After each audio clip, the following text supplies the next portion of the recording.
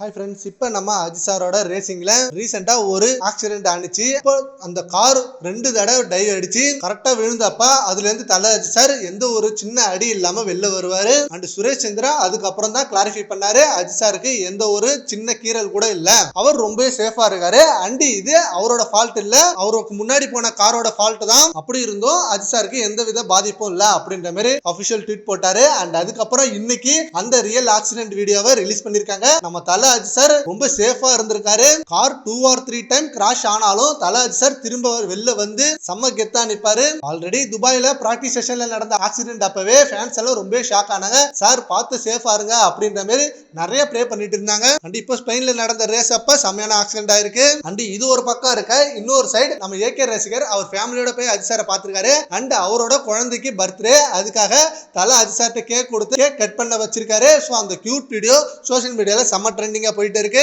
போன இடத்துல AK fans நிறைய பேர் நம்ம தல அஜித் சார் கூட போட்டோ எடுத்து சோஷியல் மீடியால செம்மையா ட்ரெண்ட் பண்ணி செம்மையா ஷேர் பண்ணிட்டு இருக்காங்க.